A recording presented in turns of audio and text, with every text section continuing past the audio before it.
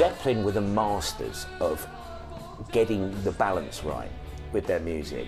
You know, there was always light and shade to their records. Where they were brilliant was with some of these epic tracks that they used to write, or some of the heavy blues stuff. You know, that was pure Zeppelin, absolutely brilliant.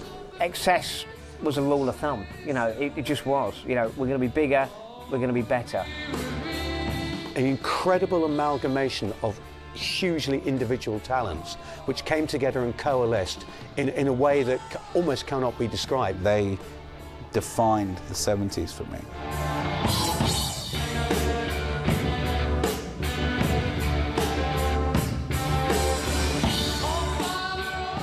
If you split the Zepp career in two, the first 4 albums, you know, they're exploded out of the blocks, then they're finding their feet and understanding who they are.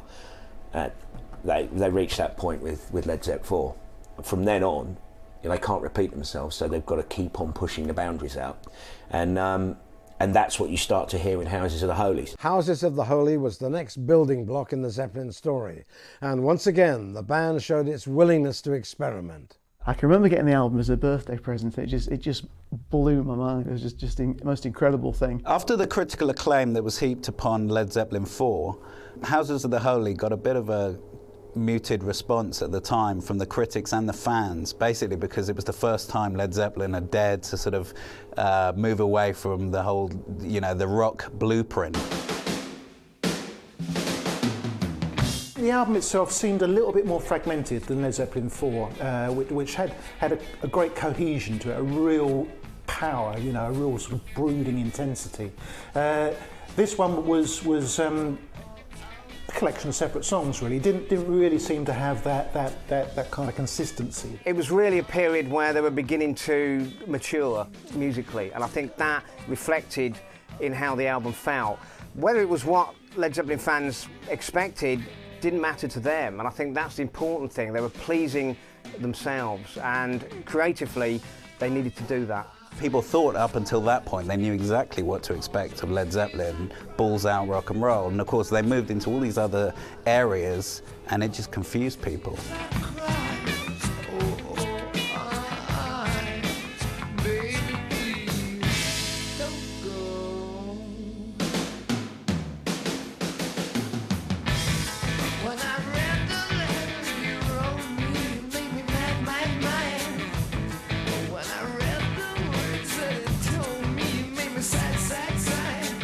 You know, the crudge do you make all a bit sort of tongue-in-cheek. The crudge coming from an idea of an impossible dance, and they even toyed with the idea of putting the dance steps on the album cover, so that, you know, to show that, you know. So I think they were just having fun. Jamaica, obviously, the reggae number, and the crunge are two quite bizarre tracks. Jamaica, apparently the Americans didn't get it all. And could you play Diamaker, because they didn't understand the pun in the name. And the crunge is just impossible to play, and it makes you realise what a phenomenal band they are. At a time in the mid-70s, early to mid-70s, when most people in the UK didn't really have an idea about reggae, they introduced that sound through Jamaica. Jamaica is a fantastic track. You know, a lot of people have called it cod reggae, you know, which is just harsh. That's kind of saying if you're white, you can't play reggae music. You know, well, Bob Marley also played rock music. So, you know, it's bollocks, basically.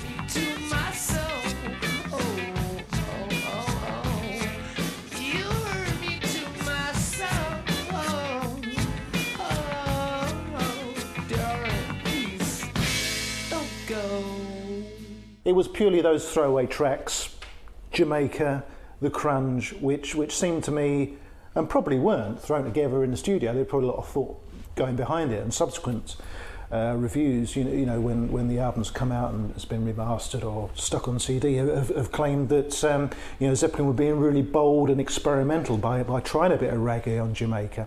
But at the time, in the cold light of day when the album came out, you just thought, hang on a minute, what are these guys playing at? They could chuck in things like the crunge and Jamaica for fun, and I appreciate them doing it. Perhaps somebody else might think they were fillers, but I think they're great tracks.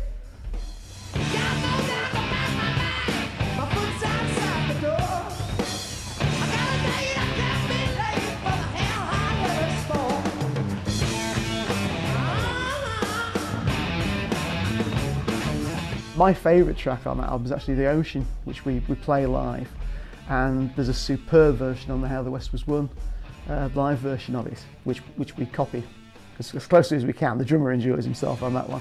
It's just a fantastic track.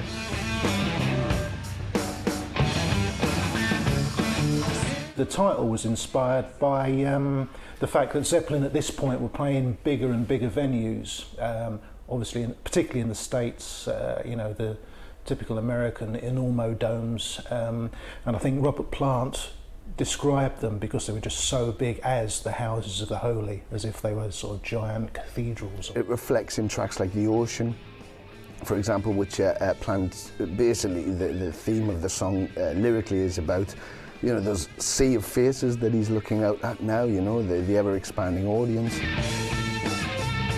The 1973 US tour, which was off the back of the House of the Holy album, is the tour where Led Zeppelin went from being a very good rock band to a complete rock institution. The first two dates in Atlanta and Tampa, they played to 90,000 people.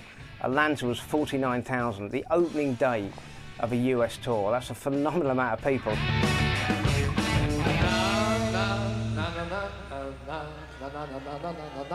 Houses of the Holy was a departure from the fourth album, obviously, because it had a title, which is more than we had before, although obviously it didn't have the band's name on the cover, so we were still slightly confused there. I had a Led Zeppelin calendar given to me, which was all the album covers, which I had hanging up at work. And that particular cover I didn't hang up because in modern times, pictures of naked children perhaps doesn't go down very well at the time because it was very innocent, and in a more 70s drug-induced era, it was probably an interesting album cover. It was something that actually held up the release of the album because they had a lot of trouble with the colour tinting on the cover apparently. It's become an iconic cover, but it's very strange.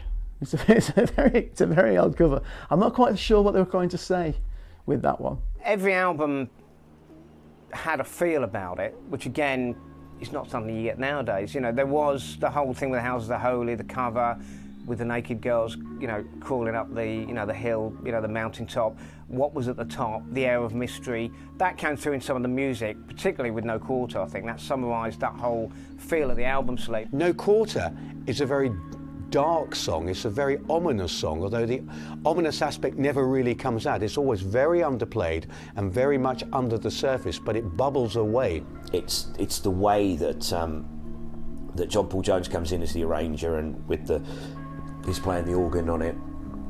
He just allows it to build.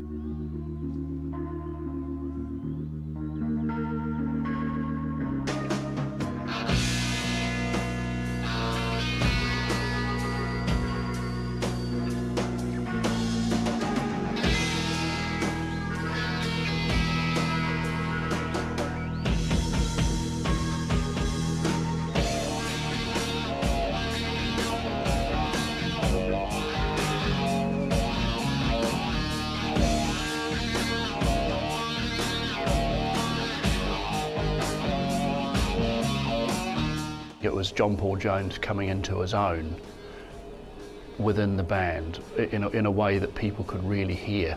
I mean, he's obviously been a highly influential musician in Led Zeppelin. He was the guy that arranged the vast majority of the material, and No Quarter really was his little epic. He has a point where, you know, it's 1973 and he's using a bass synth and synthesized sounds on the keyboard. The vocal is affected, you know. I mean, he basically composed the track in a very synthesized sort of way, and, you know, prior to them recording, he'd done it sometime before, and then they came into the song. Obviously the lyrics reflect the atmosphere, the mood as well of that. Close the door, put out the light. You know they won't be home tonight. Oh, the snow falls hard, and don't you know? The winds of Thor are blowing cold. Page treated his guitar in such a way that it sounded very weird, and it emphasised the sort of lyrics of the song. They choose the path where no one goes, the endless journey, the quest to get home. All that atmosphere you know, made it a very outstandingly different track to what they'd done. It's really, really kind of creepy and foreboding. It's almost like something Black Sabbath might have done in one of their early albums, you know. So that's a real high point, and I think that's what lends to the fragmented nature of Houses of the Holy. You know, you come off the reggae beats and then you get No Quarter, and you think, Jesus, you know, Zeppelin are banged back on form again. Whoa, yeah! Whoa, yeah! Whoa, whoa!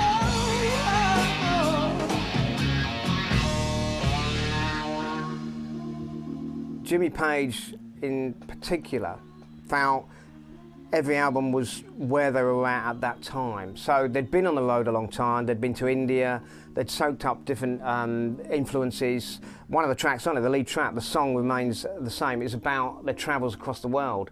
You know, they were soaking up so much of what was going on around them, which I think made the album such a statement. Houses is a much more personal album. You know, there seems to be an element of you know, reflection on where they were at that particular point. It is the springtime of my loving, the second season.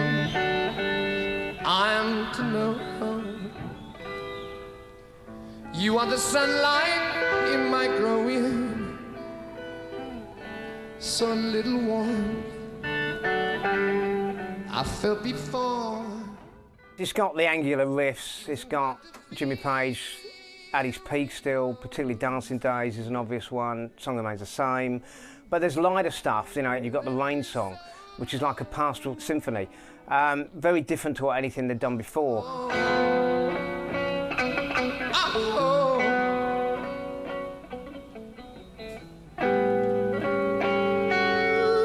The Rain song itself is a beautifully flowing, almost ethereal, evocative, folky piece. It's so well presented, you can actually have the vision in your mind of the country, the English countryside. It's a very English song.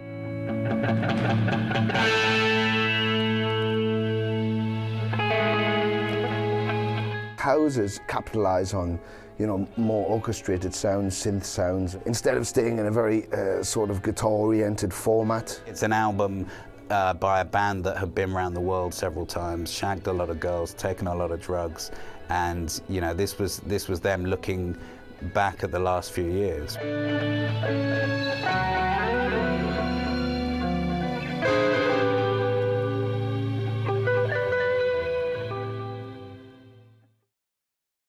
By 1973, Zeppelin were the biggest band on the planet. Much of that success was down to their truly awesome live shows. Offstage, Zeppelin were also gaining a reputation for excess of all kinds.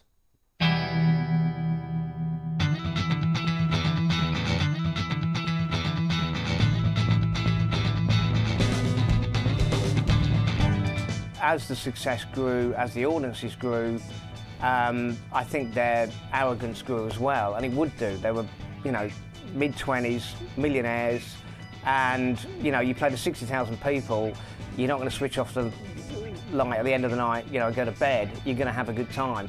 And Led Zeppelin knew how to have a good time.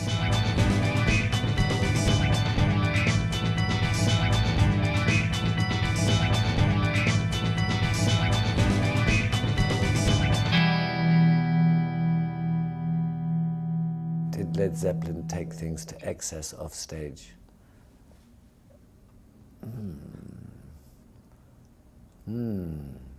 Peter Grant went up to Bob Dylan backstage in the mid-70s and introduced himself as Led Zeppelin manager, and Bob Dylan said, "I don't come to you with my problems, so don't come to me with yours." One could say that they leaned in that direction at times when the fancy took them, which was quite possibly more than once or twice. The drugs are there, the women are there. Who wouldn't do it? You see, this is it. The children have to play. And when the world is your oyster, you might open a shell or two. They would and could hire out an entire floor of a hotel for themselves and then just party there.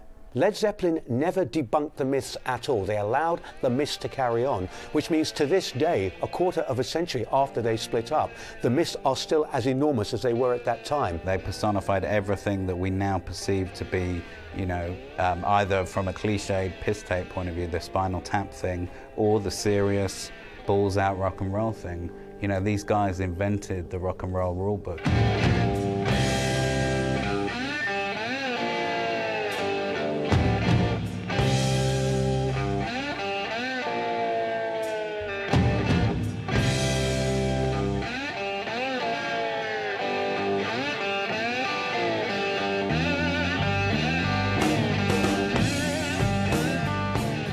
Led Zeppelin, above everything, above the myths, above the road fever, the excesses, was about the music. And that is what fueled the success and fueled their motivation to go out and play those songs live to that amount of people. It was never just about, let's just have a good time. It had to be, let's move on. Once we get in, you know, to the studio, let's creatively move on. Whatever may or may not have gone on off stage, in the recording studio, Zeppelin were as proficient as ever. Their next album was a double, Physical Graffiti, and it was obvious that the band had produced a masterpiece.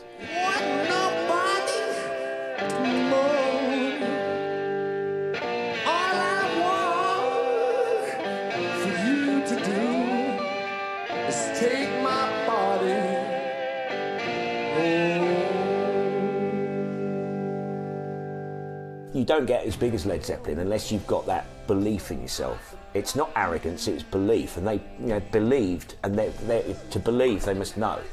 They knew how good they were, they knew how big they were going to be. And were huge by the time that Physical Graffiti came out. It was an album people had waited for a long time. And when it came out, I don't think it disappointed very many people.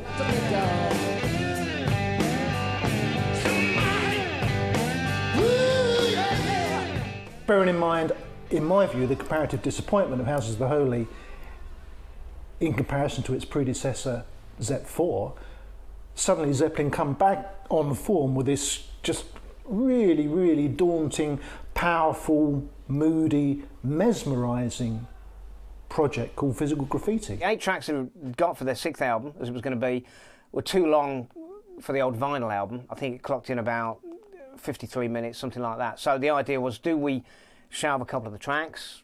Didn't really want to, they're all quality. Or do we go with a double album? Just over 50% of the stuff is new, and some of the stuff is old, crazy stuff, you know, really good stuff that we thought we can't keep it in the can any longer, let's put it out, you know. Yeah. So it's about 50-50. If somebody said they'd never listened to Zeppelin, I'd sit them down to Physical Graffiti. They'd have to sit through all of it. It's a double album, but the diversity of material on that is just fantastic, and it has got some of the most brilliant tracks on it. We did it in different stages. I should say altogether the new stuff took about 4 or 5 months, you know, but nothing was, there was no continuous work employed at all, you know. We worked so long and then suddenly we feel maybe we should take a rest for a bit. In fact, that's Led Zeppelin, really. The tracks that really define what Led Zeppelin are all about, if you needed to explain to someone who had no idea who or what they were, if you just played them Custard Pie, Kashmir, In My Time of Dying, it would tell you everything you need to know.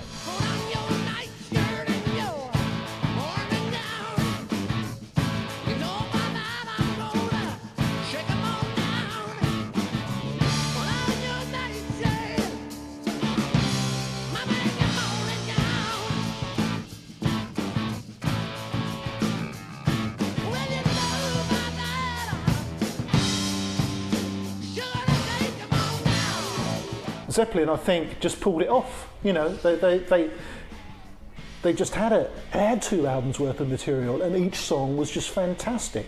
And the overall atmosphere that permeated Physical Graffiti was something else as well. It was a very consistent, very moody album, and the songs flowed.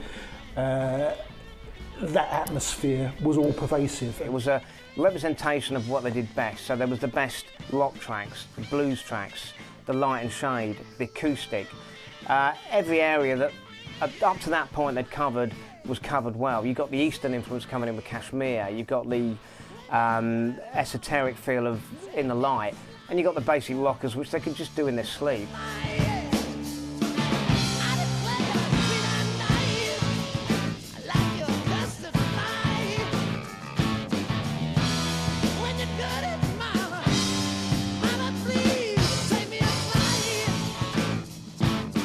Custard Pie kind of rewrote the rule book of rock and roll, I would say, in however long that is, 4 minutes, 5 minutes, whatever. It's just so edgy and on the money. You can see the band just looking at each other in the room. There's such a vibe there. You know, it really defined. It also, I think, defined the sound of a good rock and roll record. It was so perfect.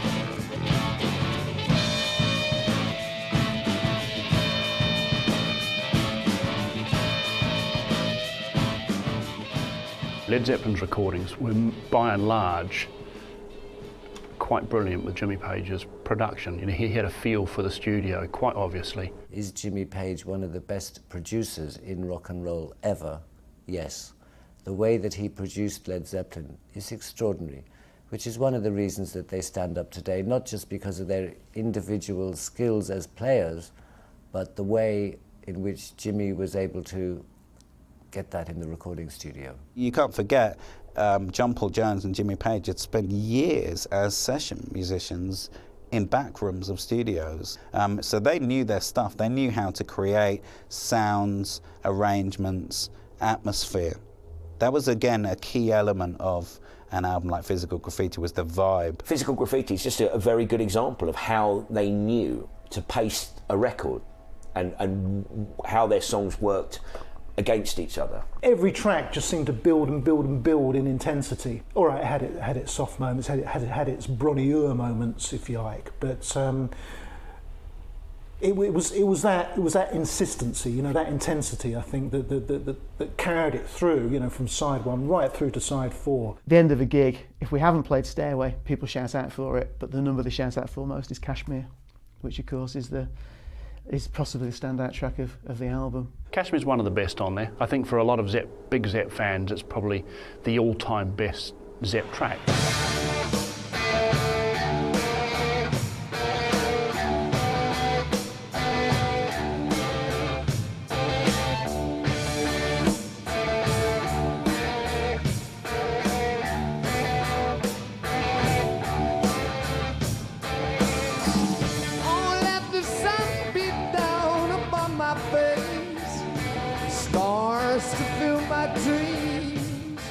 Stairway to Heaven's just penetrated everything from movies to you name it, to advertising and stuff. But Kashmir is a step further. It's much more of an orchestrated piece. It's got a great melody, which everybody remembers. Robert Plant is chanting rather than singing, and it's the way that it actually sort of is allowed to roll through. There is no sense of rush, there's no sense of being extended or elongated, and over the years it's become such a catchphrase for everything in Eastern inspiration through rock.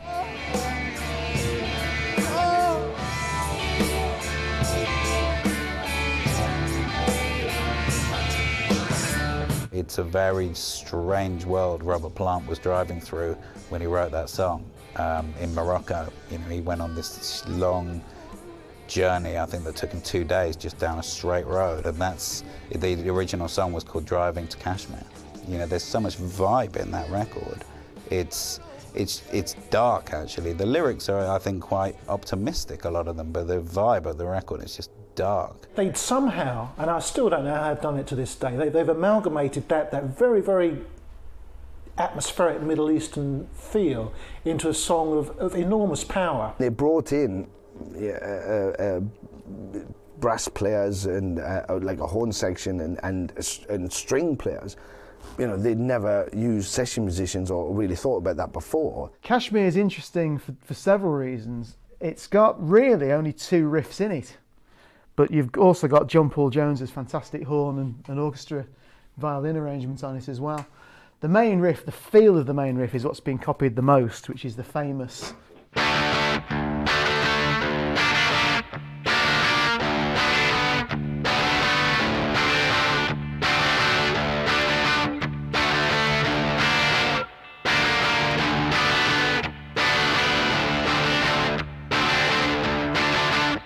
which is great to play live, because if people don't realise it's a different tuning, they get really confused watching your hand, because they can't work out what you're doing. And the second riff, which is the descending part, is this.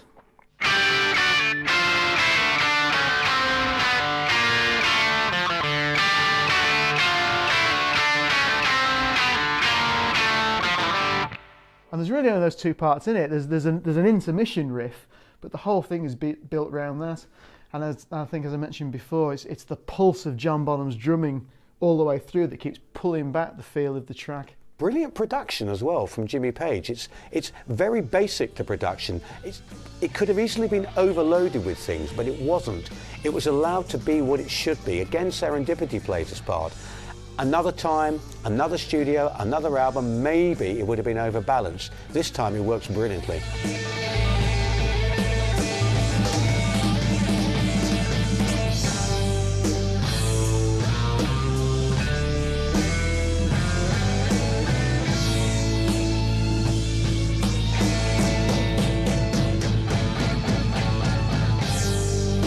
If you're looking for a track from Led Zeppelin that would silence critics and go, yeah, I mean, they've got their moments, but, you know, they're just a bit rock and roll, really. You know, here was a track that couldn't be missed for its dynamic, you know, intent.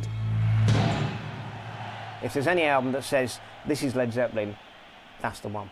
With the band riding high in musical terms, it seemed that Zeppelin were unstoppable, but offstage, the dream was about to turn horribly sour. Had Led Zeppelin's career finished with Physical Graffiti, in some respects it might have been a perfect place to end, because the only way seemed to be down after that. The tour began in the States in 1975, and again, massive tour, 2 legs, again playing huge places. Got to the point where now, if they booked the, you know, Los Angeles Forum, it wasn't going to be 2 nights, it wasn't going to be 3, it was 5, it was 6. You know, it was, you know, so many people wanted to see them at this point.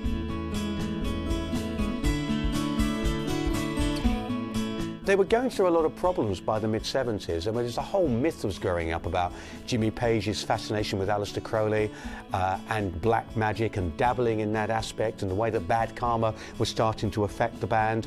And in 1975, when Robert Plant had a car crash when he was with his wife at the time, Maureen, on roads in Greece, people suddenly were talking about, oh, that's it, the bad karma's starting to hit home.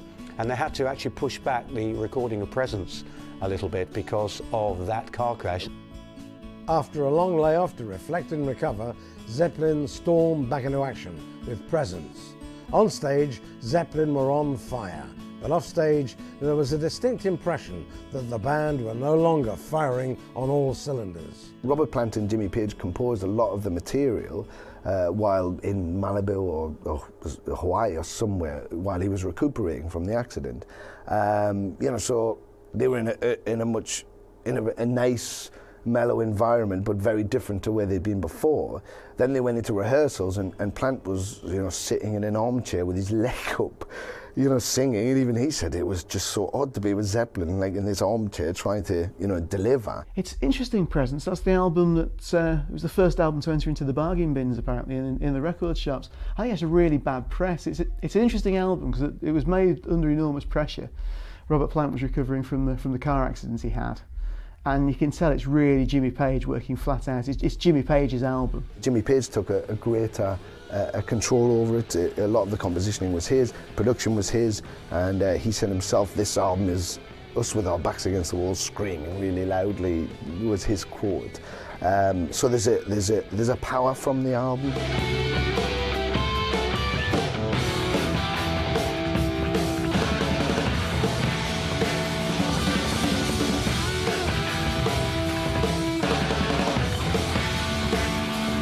Any album that opens up with an 11-minute long track called Achilles' Last Stand, that is just this enormous swirling rock and roll statement.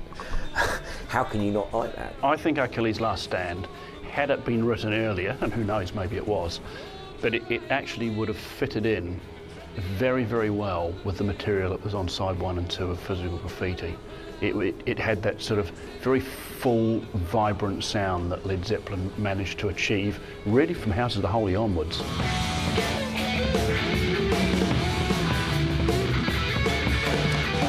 it's a fully orchestrated track. It's again one of those sort of epic Kashmiri type tracks. Stay with Heaven. It's in its length and its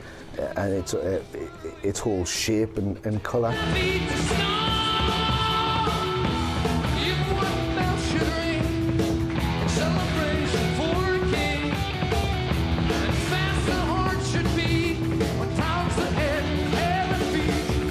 The urgency of the playing in that album, the questioning, you know, of the lyrics, the lyrical content is very questionable. Plant saying, well, you know, I've got this far, and yet, you know, it can all stop within seconds. You know, we're at the top of the tree and suddenly I have a car crash and everything stopped. And I think that changed a lot of his thinking. Out of that worrying period, they came back stronger. And Presence, if you listen to it in that context, is a very emotional and a very powerful, edgy record. When you realise the studio pressure they were under, he did the overdubs in incredibly fast time. You could almost hear the urgency in the tracks. The sound of Presence is slightly rawer, but it was recorded over a much shorter period of time than Physical Graffiti was. But yeah, I mean, it's back down to a single album, and even though you open with like an 11-minute song, the songs are starting to get shorter. It is almost as if they're aware of the changing kind of mood of music, and even though it's very majestic all the way through and just very, very Zeppelin, it's quite raw and it does rock. The standout track for me that's really, really underrated is I think it's the closing track on the album. It's called T for One, and you've got Plant, and it's very difficult to conjure up the image, but ostensibly recording most of the album confined to a wheelchair at that point. And his vocal performance on that song is just so pained and passionate that you can kind of feel what he's going through at that point.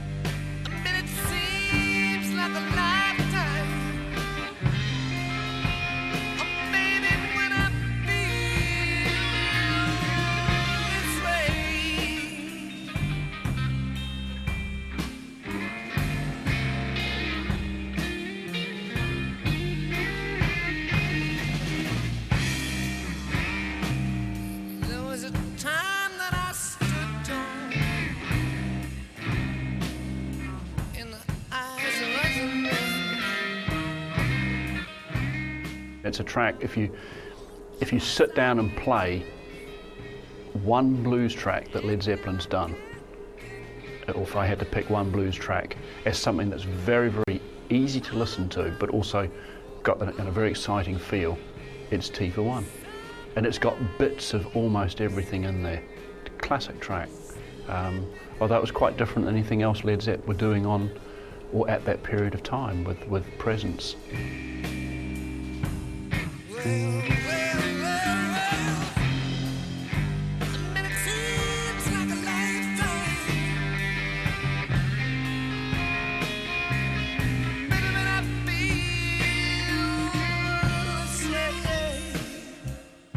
You can hear on the record that the band was starting to go into a creative decline. I don't think they were creatively declining. I think they were looking for new areas and new fresh sense of direction. And what Presence gave them was some interesting moments like Candy Store Rock, which I think is a fascinating sense of the blues. T for One, which is very underrated. It's a really good song if you listen to it. And Nobody's Fault But Mine. I mean, and you add in Achilles' Last Stand, which is not far behind the giant epics of Led Zeppelin's past in terms of stature. And it is still a very good album. Any other band would be delighted to have made Presence, but I think with Led Zeppelin, maybe it isn't seen as one of the real classics. In contrast to the lackluster album Presence, Zeppelin also unveiled The Song Remains the Same film and accompanying album. Although it was released much later, The Song Remains the Same features material from the Houses of the Holy album. With Presence, they couldn't tour immediately because Robert wasn't fit, which is where then, in the scheme of things, the movie is released and gave them, you know, some breathing ground. Peter Grant was a very savvy manager. He didn't want Led Zeppelin disappearing for a year. So, hey, out came this, what is now perceived as a pretty poor film. If you just take it as a film, then much like Ken Russell's version of The Who's Tommy, it's not a very good movie. However, it's got Led Zepp live on it, and even the fantasy sequences that each member of the band played out, no matter how risible they may appear today, you know, Zeppelin fans were buying into that. It is the summer of my smiles. Flee from me, keepers. I can remember going to see it. I was probably 17, 18, going to see it. Not first time round, I hasten to add. I'm not that old. I thought the fantasy sequences were just bizarre. They wanted to combine something that was footage on the road trip as it were, with something that gave an insight into their lives and into how they felt as people. So the five of them, and I'm including Peter Grant here, were given the opportunity to really act out their fantasies on screen. It was a bit Monty Python, really, I think, when it first came out, but now I think you just think, God, what are these guys on? You know, how do they think they could get away with it? I went with a view to trying to find out how they played various things, and some of the most intricate guitar pieces, it suddenly goes off in some strange fantasy sequences, so I was quite disappointed. Spinal Tap did it better, you know, it's that sort of film. It did, at times it did make them look mildly silly. Plant thought he was a fantasy warrior with a broadsword. He really did, you know, and you tend to believe it.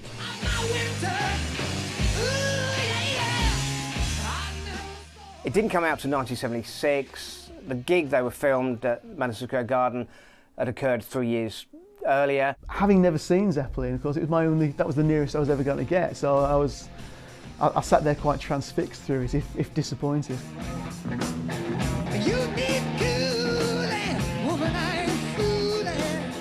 I'm gonna send you back to school. Subsequently, the band have admitted that it wasn't their greatest performance of all time. So that kind of came across, I think, you know, obviously they'd invested a lot of money in recording these shows, and they were probably locked into the whole, you know, snowballing effect of getting this bloody live thing out.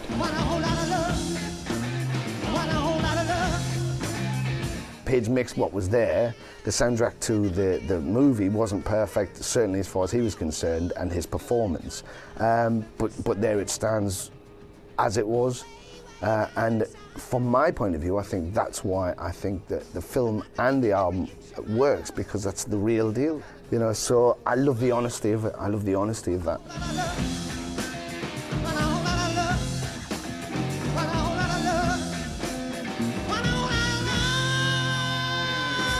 The film, I think, stands up a lot better now than it did back then, but purely probably because it's now more of a curio than a overblown celebration of Zeppelin. It was the first time Led Zeppelin had really made a wrong move. It filled the gap before the '77 tour. You're going to tell me that I bet it wouldn't happen in Europe. I don't know or in how England. the guy got in the building. This isn't Europe or England. No, I can see The that thing because that it's so happened. inefficient.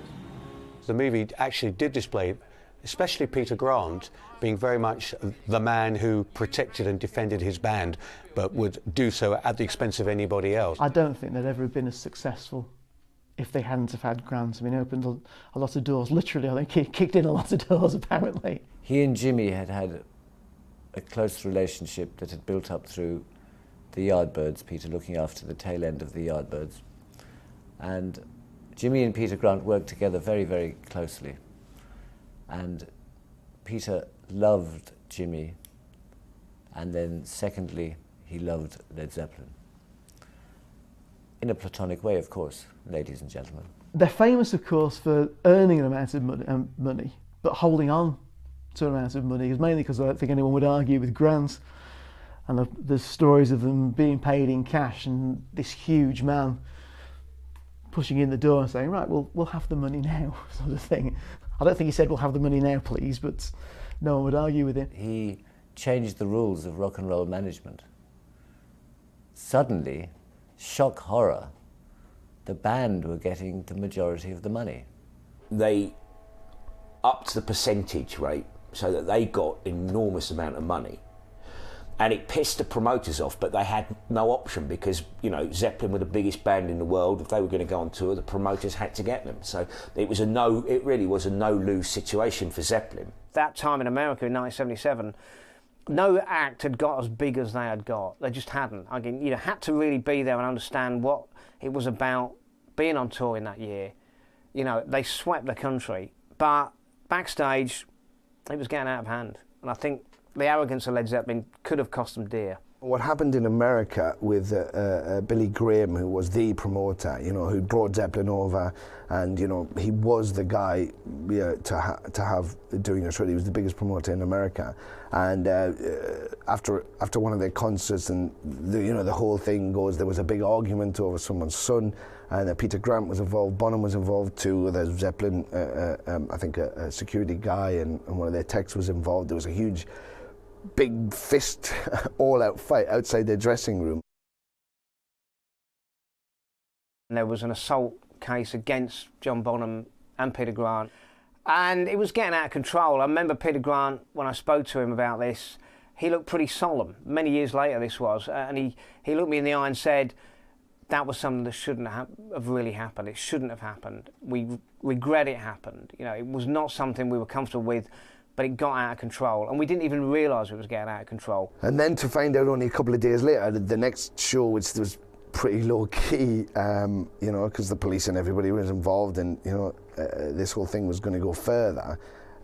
And then Robert Plant found out that his son, Carrick, had died of a stomach infection. Robert Plant was given the news, and pretty much immediately all Led Zeppelin activity was curtailed for the next year.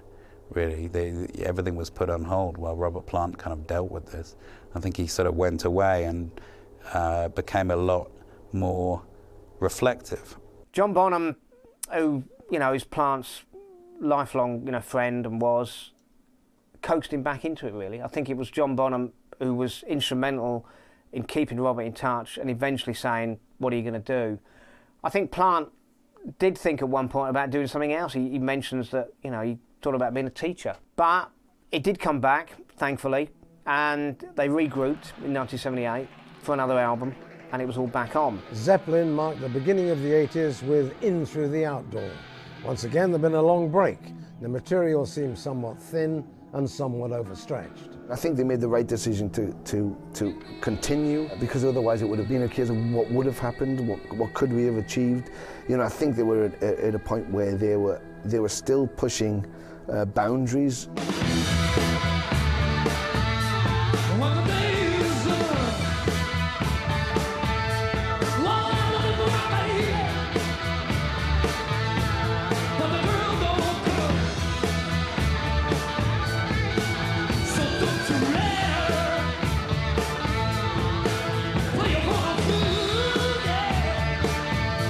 When they regrouped and started Into the Outdoor, a lot of people felt something had gone out of the band.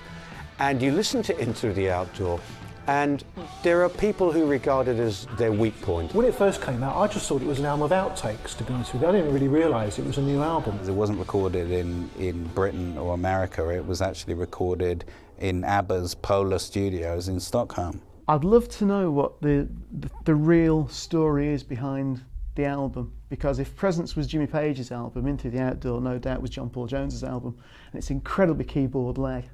And if you listen to all the tracks, the guitar's actually quite back in the mix, and Jimmy Page is the guy on the desk.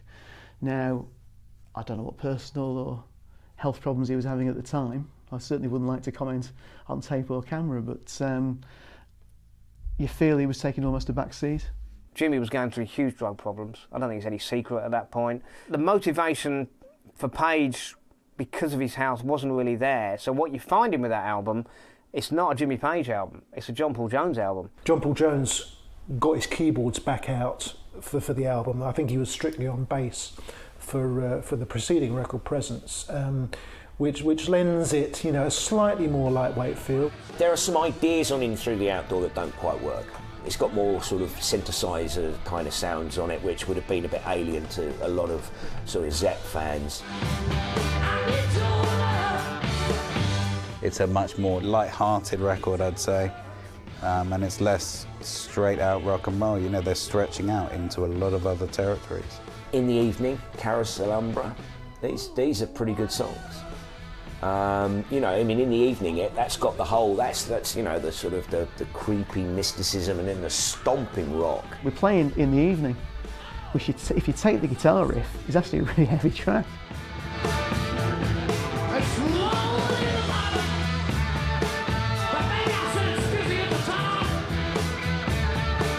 A very, very good haunting track, typical of the stuff that Zeppelin would use to open a show or open an album. And you saw that with Presence, with Nobody's Fault But Mine. It's in the same vein as that. I need your love. Ooh, yeah. I need your love. Again, very sort of almost slightly laid back, late night in a bar with smoke-filled rooms type of atmosphere to them. And there's some very good music on in Through the Outdoor. They were very aware of the onset of punk, and a lot of these kind of 70s guys were going to land up looking like dinosaurs. They were very aware of that, and so I think they were moving on at that point and were not going to be left behind and looking out of date, really. They were fascinated by what we now know as world music at the time. And you listen to something like All My Love, which is Robert Plant's song to his late son, and it's a wonderful piece of music, and it really has a sense of emotion and presence in there, as it were. Yours is the cloth, mine is the hand that sews time. His is the force that lies within. Ours is the fire, all the warmth we can find. He is a feather in the wind. All of my love, all of my love, all of my love. To you now, all of my love, oh yes, all of my love to you now. The standout track is All My Love, which is just so sensitive and so well rendered, and has become, you know, I think quite a little Zeppelin classic in its quiet way. And I think if people take that song in isolation and listen to it, and then you tell them it's off In Through the Outdoor, you'll think, hang on a minute, no, it was on Led Zeppelin 3, it was on Led Zeppelin 4, now it was on In Through the Outdoor. All My Love is from Robert's point of view, is a very reflective song. I mean, obviously, you know, coming back and writing lyrically, you know, when you've lost your son, it is, you know, you're not going to sing really upbeat, happy songs a lot. You're going to be in some sort of reflective state.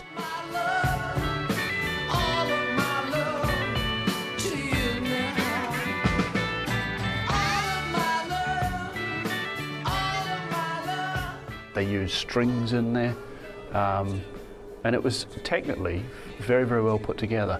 And I think today actually they stand out as tracks that are very easy to listen to. They may not be typical Zeppelin or classic Zeppelin, but they're actually more listenable in some ways than some of the earlier material was ever going to be.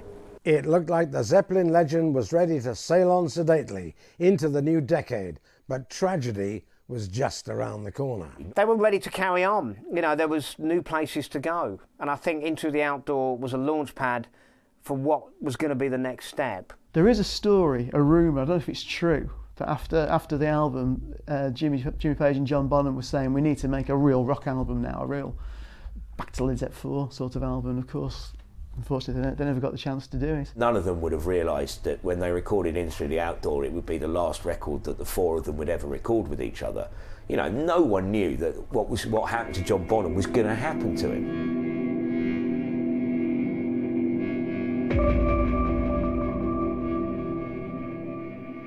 They'd book a month in America to be in the October. And that was going to be the first part of what they were going to call the Led Zeppelin 1980s campaign. And it was going to go into Europe the next year. And then with good plans, and they were going to record an album, and it was all going on. It was, you know, the morale was good. So all that was ready to go when the rehearsal for the first US dates was set up in Bray Studios. And that's where John Bonham arrives very drunk. And he's plainly not that well, and he's not that fit to play. I think they played for about an hour. They were all staying at Jimmy Page's house in Windsor, and they all went back. John Bonham was put to bed, and that was the end of it. John Paul Jones tells the story that he woke up in the morning.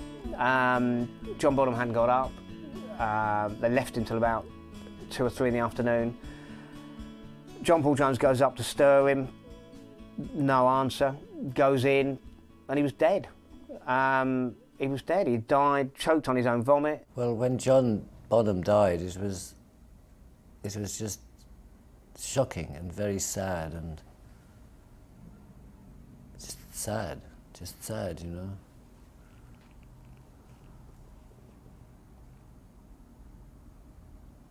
God bless him.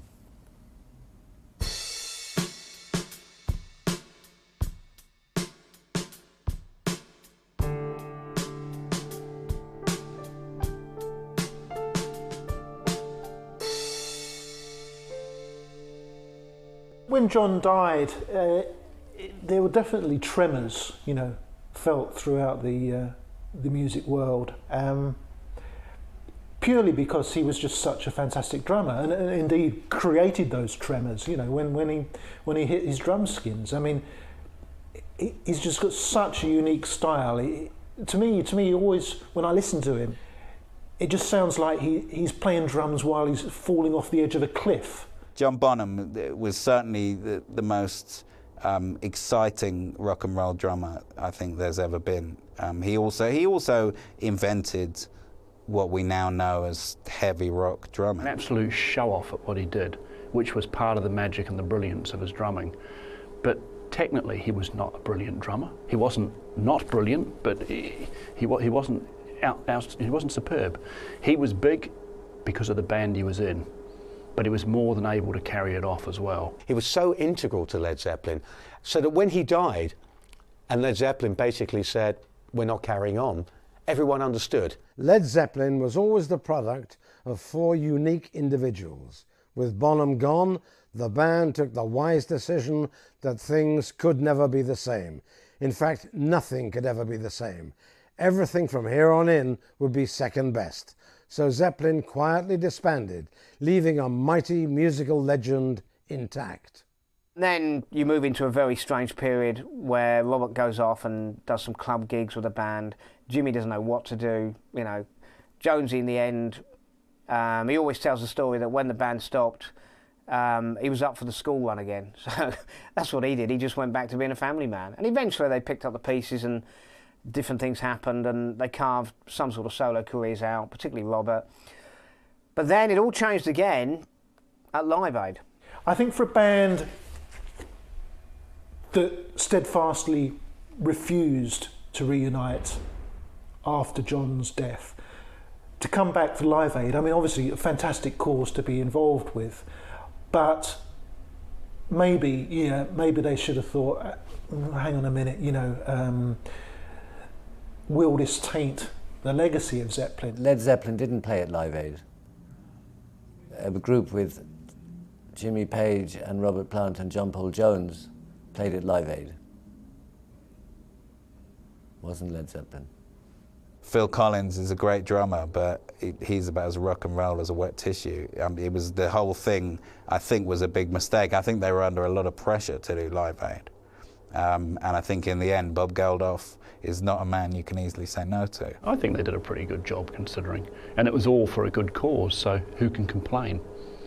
Page was off key, Plant wasn't singing very well. The whole thing was a mess from beginning to end, and the sooner that's forgotten, the better. It wasn't Led Zeppelin. Admittedly, it was only 5 years Live Aid after Zeppelin split up and John Bonham died, but even by then, they weren't Led Zeppelin anymore. Even by then, they'd grown away from it, and it just did not work. What they always had was that superb communication between themselves, and to quote Led Zeppelin, I think there was a communication breakdown. It might have been a little ragged, you know, it might have been a little even stodgy at times, but let's face it, they picked some great tracks, and I don't think any fan complained whatsoever. Just to see the band play 20-odd minutes live was something people thought they'd never see again. I think that's probably the closest it's been. I mean, there's been many bits and pieces. There's been Page and Plant on their own and stuff, but Plant's right. The moment John Bonham was gone, no Led Zeppelin.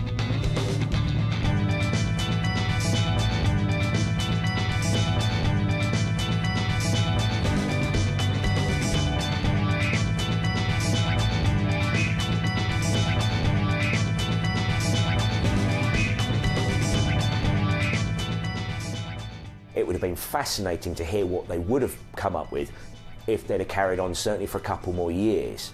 I mean, I'm sure at some point they would have probably all felt, well, this is it, we can't do any more than we've done, go our separate ways. But I think that's something that's possibly haunted Jimmy Page more than anyone else. If you listen to any of the artists' solo albums, you know, you listen to Robert Plant's solo albums where he's gone on and made quite a number since Zeppelin split up or ended. And Jimmy Page has had sporadic efforts. John Paul Jones has as well. But not one of those solo albums has been anywhere near in the class of any one of the Led Zeppelin albums. And I think it's a classic case of the sum of all the parts made up an absolutely brilliant band. Sounds caress my ear. No matter what I heard, could I relate? The story was quite clear. I don't know anybody in the US who wouldn't hail them as the definitive band. Absolutely. And I mean, in some quarters they are the heavy metal band. You know, I'm sure they hate that. But they were the template. Zeppelin are often called a heavy metal band, which is completely wrong. They're just a really, really awesome, powerful rock band. The band were brilliant live. The band had their moments of brilliance in the studio, but in many cases they were grossly overrated as the super hyped, brilliant band. There were other bands that were just as good, if not better. They're not the most influential band, they're the most influential rock band. So they wrote the rules and defined the rules for rock and roll in the 70s. In 100 years' time, you want to know what rock and roll is, this is it. You basically play people 3 or 4 Led Zeppelin albums, that's rock and roll.